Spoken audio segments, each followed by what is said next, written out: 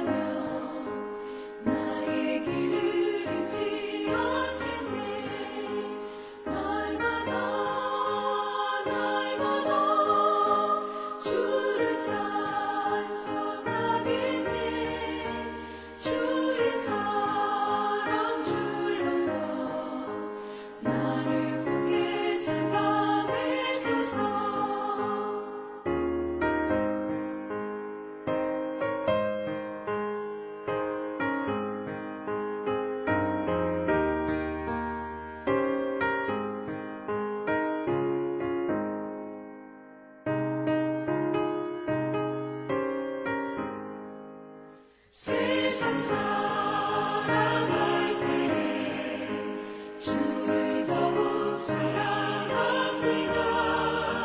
밝고 빛난 천국에 나의 영혼 들어가겠네. 날마다 주를 찬송하겠네. 주의 사랑 줄로서 나를 굳게 잡아 매소서. 아멘.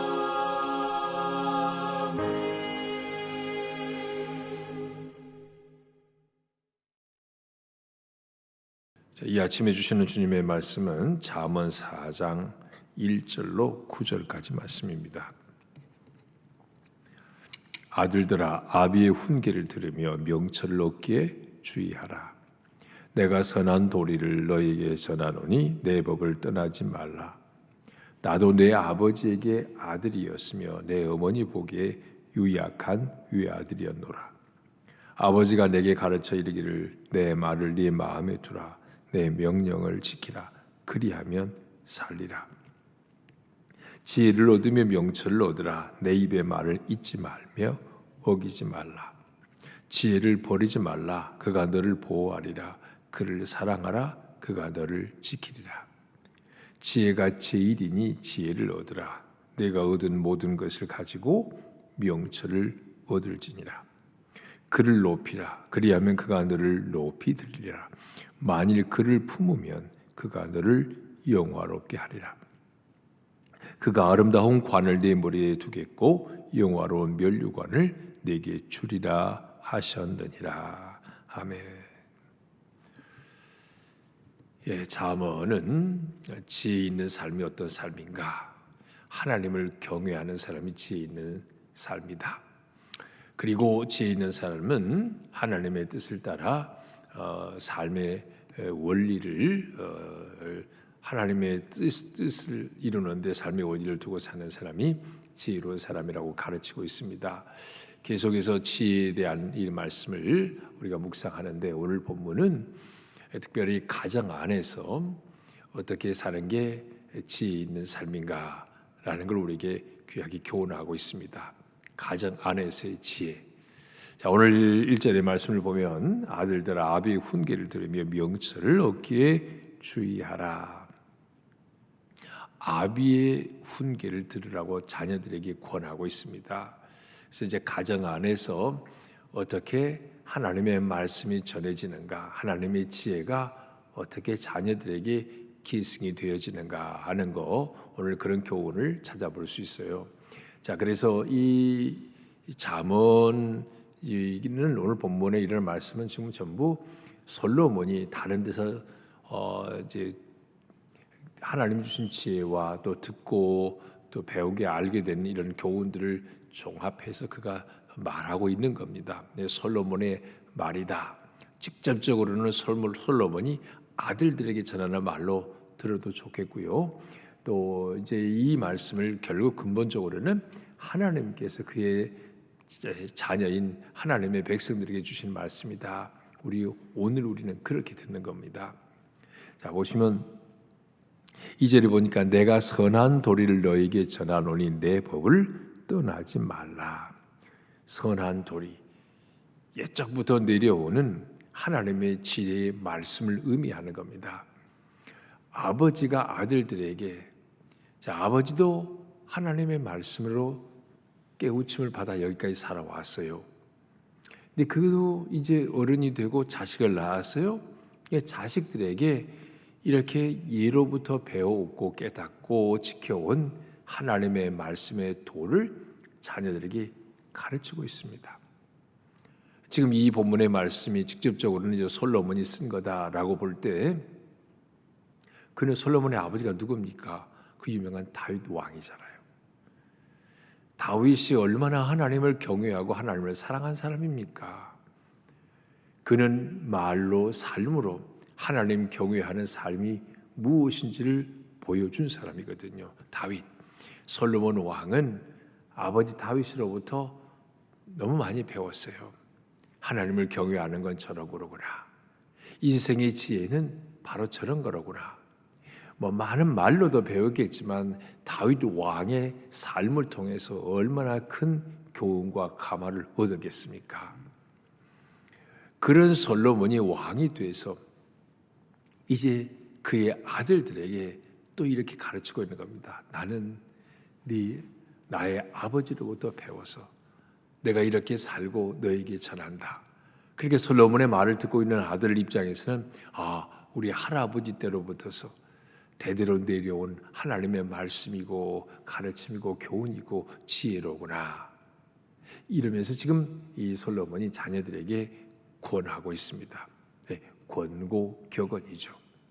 자, 여기 보면 나도 내 아버지에게 아들이었으며 내 어머니 보기에 유약한 외아들이었노라. 나도 아버지 다윗이 있거든. 그 아버지에게는 나도 아들이었고, 그 너희들은 또 나의 아들이고. 자, 그러면서 결국 말하는 게 보면 본문의 맥락 전체를 보면 신앙이 지금 이 본문 그대로 드러난 거 보면 아버지에게서 배웠고 나도 아들들에게, 그러니까 3대가 그대로 나타나고 있죠. 신앙의 계승입니다. 가정 안에서 신앙이 계승된다고 하는 거 너무 귀한 일입니다. 전통적으로 이제 구약 시대 배경에서 보면 보통 이스라엘에서 가정이 함께 이렇게 모여서 특히 저녁 식사 때는 가족이 함께 모이면 꼭 식사 전에 가정의 어른이, 말하면 가장이 하나님의 말씀을 들려주고 가르쳐주는 이것이 아주 관습이었습니다. 이제 요즘에 하브로타라고 하는 이런 것이 많이 보급이 되고 있는데요. 기독교뿐만 아니라 일반 사회에서도 유대인의 교육 하브로타. 그거는 사실 식탁에서 질문하고 답하는 이런 대화 형식이 바로 이 하브로타입니다. 그래서 하브로타 교육, 가정 교육이, 신앙 교육이 하브로타의 시기에 이런 교육이 이루어졌으면 좋겠다. 그런 운동들이 전개되고 있는데요. 그래서 정통적으로 이스라엘 백성은 그렇게 했습니다. 저녁 식사 때 같이 모여서 이렇게 가정의 가장 큰 어른이 하나님의 말씀을 가르쳐 주었어요. 그리고 이제 자녀들이 장성하면 결혼해서 다 흩어져 살고 그러잖아요. 그렇게 되는 경우에도 가능하면 한 달에 한 번, 소위 그 월삭이라고 매월 첫날이죠. 성경에 나오는 그 월삭 이게 해서 지금도 한국 교회 안에서도 월삭 기도회 매월 1일 날 특별 기도회로 새벽에 모이고 그런 교회들도 있잖아요. 이스라엘 백성들이 그래서 월삭에는 매월 1일에는 가족이 좀 멀리 살고 혹은 결혼해 사는 자녀들도 집에 모여서 함께 모여가지고 가정의 집에 가장 큰 어른이 3대가 산다고 하면 할아버지, 그분을 통해서 하나님의 말씀을 듣곤 했습니다. 이게 전형적인 유대인의 교육이에요. 그래서 유대인의 그 기본적인 그 사고에는 철저히 야훼 중심, 하나님 중심의 이런 신앙이 형성된 겁니다. 자자손손 이것이 계승되어 내려왔다고요. 지금 솔로몬이 아들들에게 권면하면서 나도 나의 아버지에게 배웠고 그래서 내가 너희들에게 이거 가르치는 거야. 이 3절에 보면요, 나도 내 아버지에게 아들이었으며 내 어머니 보기에 유약한 외아들이었도다. 지금 아니면 그 솔로몬이 어머니에게 외아들이었는가요? 그렇지 않죠. 성경에 나와 있는 다윗 왕, 솔로몬의 왕, 아버지가 다윗이잖아요. 다윗 왕의 아들이 성경에 이름 나와 있는 사람마다 약 20명 정도 되거든요. 더구나 이 솔로몬의 어머니는 밧세바 아닙니까? 밧세바에서 낳은 아들도 4명이에요. 그 솔로몬이 혼자가 아니에요. 그런데 왜 이렇게 됐냐? 이 핵심적인 말씀은 뭐냐면 유약한 외아들이었노라. 유약하다는 뜻의 핵심이 있어요. 그러니까 자기는 아주 약한 아들이었다 이거예요. 어머니 보시기에 가장 약한 아들이었어요. 어쩌면 겸손한 표현이겠죠? 자, 지금 솔로몬 왕 때가 이스라엘이 가장 번영을 누린 때였습니다. 아버지 다윗 때 영토도 확장시켜 놓았죠. 그리고 솔로몬의 그 지혜가 온 세계에 다 열방에 소문이 나가지고 이방 나라에서도 솔로몬 보러 온 사람들이 막 예물을 짊어지고 싸질머지고 오는 사람들이 많았고요. 그래서 부귀영화 찬란한 시대가 그리고 태평성대가 바로 솔로몬 때였습니다. 가장 부강하고 막강한 이 나라가 바로 이스라엘 이 솔로몬 때인데, 그런데 그가 지금 내가 유약한 외아들이었다. 결코 유약하지 않았는데 유약했다고 얘기합니다. 뭘 말하려고 하는 걸까요? 나는 유약한 자였는데, 보잘것없는 자였는데 조상 때로부터 우리 아버지로부터 하나님의 말씀의 지혜와 교훈을 배워서 오늘 내가 이렇게 살고 있노라, 이런 고백으로 들을 수 있습니다. 자, 얼마나 멋진 얘기예요. 만약에 가정에서 할아버지 할머니가 혹은 아버지 어머니가 자녀들 손주들에게 자, 우리가 이렇게 사는 건 하나님 은혜야. 나는 아무것도 아닌데 주님의 은혜로 우리가 이렇게 살고 있는 거야. 이런 얘기들을 매일 밥상에서 적어도 한 번은 온 집안 3, 4대가 모여서 한 달에 한 번은 매월마다 이렇게 말씀이 전해진다면 그 자녀들의 머리에 아주 각인이 되지 않겠습니까? 이게 바로 신앙교육, 신앙이 자녀들에게 대물림 되는 겁니다. 신앙 전수. 얼마나 요즘에 정말 우리 자녀들 예수 믿는 거 우리 때하고 너무 달라졌잖아요. 단절이 되고 신앙 전수, 신앙 계승이 안 되고, 그리고 우리 자녀 부모들이 열심히 예수 믿어도 자녀들 교회 안 나오고, 이런 시대에 오늘 이 말씀에 우리 교환 교훈을 깊이 새겨야 합니다. 어떻게 하면 우리 자녀들에게 신앙을 계승시킬 수 있을까?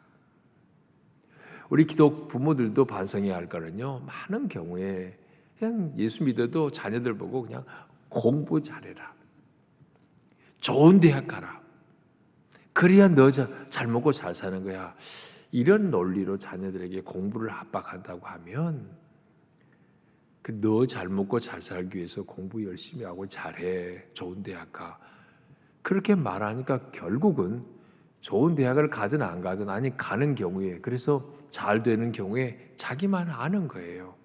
자기만 잘 먹고 잘 사는. 결국 부모도 몰라보고 신앙 기승이 이루어지지 않는 겁니다. 너무나 불행한 일이에요. 그 자녀들에게 공부해라 학원 보내고 과외시키고 그런 열정의 10분의 1 아니 100분의 1이라도 신앙 바로 세우기 위해서 노력하고 있는가요? 우리 부모 자신들이 스스로 돌아보면 깊이 반성해야 할 일입니다. 자녀들이 세상에 출세하기 위해서는 모든 거 다 투자하는데 신앙생활 잘하기 위해서 과연 나는 우리 자녀들에게 뭘 투자하고 있을까? 학교 교육도 공부도 안 중요한 건 아니에요. 중요하지만 근본된 것은 하나님 경외하는 하나님의 지혜를 따라 사는 법을 가르치는 것이 우선이라는 말씀입니다. 오늘 보면은 이 맥락에서 이 말씀을 보는 거예요. 예? 그래서 우리는요 자녀들에게 그냥 뭐 어떻게 하면 재산을 잘 물려주고 많이 물려주고 세금 적게 해서 물려줄까 이런 거 알기 위해 노력하는 것보다 어떻게 하면 하나님의 지혜를 하나님의 말씀과 하나님의 지혜를 가지고 살 수 있는 법을 가르칠 수 있을까? 사실 이것 때문에 고민하고 이것 때문에 하나님 앞에 기도한다면요 하나님이 얼마나 이뻐하실까요? 물질과 번영이 아니고 하나님의 지혜, 하나님의 말씀을 따라 사는 자녀가 되기를 위해 기도하며 또 하나님께로부터 배워야 돼요. 교회에서 배워야 합니다. 말씀을 통해 배우고 목회자들 통해 배우고 그래서 그걸 우리 자녀들이 적용해 가서 그래도 우리 자녀들이 엉뚱한 길로 악의 길로 가지 않고 하나님이 원하시는 지혜의 길을 따라 살도록 그렇게 권면하고 도와줘야 합니다. 5절 이하의 말씀 다시 계속 봅니다. 지혜를 얻으며 명철을 얻으라. 내 입의 말을 잊지 말며 어기지 말라. 계속된 말씀이에요. 다시 한 절 한 절이 의미가 있지만 또 비슷비슷한 말이 반복되고 있습니다. 6절도 보니까 지혜를 버리지 말라. 그가 너를 보호하리라. 그를 사랑하라. 그가 너를 지키리라. 지혜를 마치 어떤 사랑하는 사람, 어떤 그 결혼에 어떤 비유하고 결혼과 비슷한 용어를 사용하고 있습니다. 지혜를 버리지 말고 사랑해라. 어떤 이성 또 결혼할 마음이 있을 정도로 사랑하는 사람, 어떤 한 여인을 사랑했다 남자가 그렇다면 그걸 버리지 말고 그를 사랑하라. 그가 너를 지키리라. 지혜를 사랑하면 버리지 말고 사랑하면 결국 지혜가 너를 지켜줄 거야. 같은 말씀이에요. 지혜가 제일이니 지혜를 얻으라. 제일 그 무엇보다 지혜가 제일이야. 최고야. 지혜가 우선순위야. 하나님이 말씀에 따라 사는 삶의 원리 이게 제일 중요한 거야. 오늘 말씀에 다시 귀 기울입니다. 그래서 이런 말들이 있잖아요. 재물을 잃으면 아주 작게 잃은 거고 명예를 잃으면 많이 잃은 거고 건강 잃으면 다 잃은 거야. 그런 말이 있잖아요. 그 말 맞는 말이잖아요. 돈은 작은 거예요. 명예는 좀 더 큰 거고 건강 잃어 죽게 되면 억만금이 있어도 뭔 소용이 있어요. 건강 잃으면 다 잃은 거예요. 그런데 그 건강보다 더 중요한 게 그리스도인에게 있습니다. 그게 뭐냐? 하나님의 지혜. 지혜는 건강보다도 더 중요하다고요. 최고의 가치로. 그래서 하나님의 말씀 따라 삶의 원리를 배우고 살아가는 이런 하나님의 지혜를 가지고 사는 걸 최우선순위에 둬야 합니다. 지혜가 제일인 지혜를 얻으라. 내가 얻은 모든 것을 가지고 명철을 얻을지니라. 내가 갖고 있는 모든 그 무엇을 가지고도 하나님의 명철과 지혜를 얻기를 힘쓰라는 말이에요. 마태복음 13장에 보면 밭에 보화를 발견했어요. 그래서 보화를 그 보화가 있는 밭을 샀다 그러지 않았어요? 가장 중요한 것, 지혜.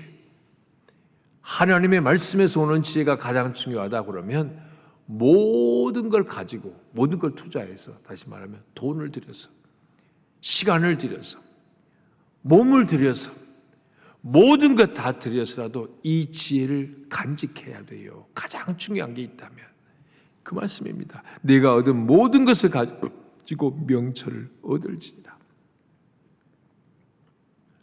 자, 그렇게 지혜와 명철을 사모하라고요.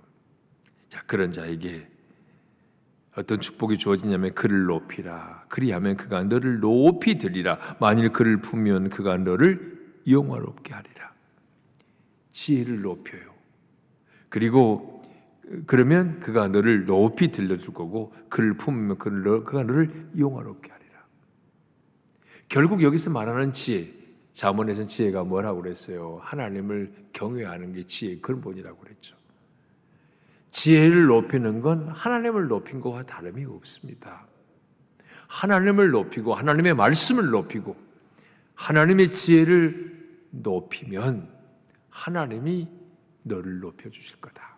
마지막 말씀도 그랬죠. 그가 아름다운 관을 네 머리에 두겠고 영화로운 면류관을 네게 주리라. 하나님을 높이고 하나님의 말씀을 높이면 하나님이 그에게 면류관을 씌워주시고 영화롭게 하고 그를 높여주실 거다. 약속입니다. 오늘 본문의 말씀 마칩니다. 오늘의 본문의 지혜는 가정 안에서 신앙이 계승되기를 바라는 것. 오늘 우리 말씀을 듣고 있는 우리 자녀분들이, 여러분의 자녀가 있다면 자꾸 우리 자녀에게만큼은 가장 세상의 최고의 가치로 하나님을 경외하는 도를 따라 살아가는 진정한 지혜의 사람이 되기를 권면하고 기도하고 가정 안에서 그런 모습을 보여줘야 합니다. 그래서 오늘의 기도는 우리 가정 대대손손이 자자손손이 하나님을 경외하는 참 지혜를 따라 살아가는 자녀 손들 되기를 기도하고요. 그래서 온 집안이 하나님의 그 지혜의 말씀으로 가득 채워져서 세상에 가장 아름다운 천국을 이루는 그런 가정 되기를 기도하는 이 아침 되시기를 바랍니다. 주님 감사합니다. 이 아름다운 날 오늘도 주의 말씀을 상고합니다. 주님, 우리를 먼저 구원하시고 하나님의 자녀 삼으셨는데 우리 가정 안에 진정한 하나님의 천국이 이루어지기를 기도합니다. 예수님 믿고 사는 거 우리 대에서 끝나지 않게 하시고 우리 자녀 세대의 이 신앙이 계승되기를 원합니다. 날이 갈수록 세상은 우리 자녀 세대들을 그냥 놔두지 아니하고 주님께로부터 멀어지게 만드는 미혹을 받는 세상입니다. 그러나 가정에서 우리가 먼저 하나님을 경외하는 도를 따라 살고 믿음의 행위로 자녀들에게 본을 보여주어서 감화받고, 그래서 모든 가정의 자자손손이 하나님을 경외하는 하나님의 지혜를 따라 사는 자녀들 다 되게 하여 주셔서 가정들마다 하나님을 주인으로 모시는 천국이 되게 하여 주시옵소서. 내일 거룩한 주일입니다. 주님, 좋은 계절인데 우리 성도들 이제 연휴도 끝나고 예배의 자리에 달려오기를 간절히 기도합니다. 이 가을에 주님이 주시는 풍성한 열매를 주님 안에서 맺어가며 살도록 하나님께서 은총을 베풀어 주시옵소서. 이 한 날도 주님의 날을 기다리고 사모하는 복된 날로 보내기를 간절히 바라오며 예수님 이름으로 기도합니다. 아멘. 하늘에 계신 우리 아버지, 아버지의 이름을 거룩하게 하시며 아버지의 나라가 오게 하시며 아버지의 뜻이 하늘에서와 같이 땅에서도 이루어지게 하소서. 오늘 우리에게 일용할 양식을 주시고 우리가 우리에게 잘못한 사람을 용서하여 준 것 같이 우리 죄를 용서하여 주시고 우리를 시험에 빠지지 않게 하시고 악에서 구하소서. 나라와 권능과 영광이 영원히 아버지의 것입니다. 아멘.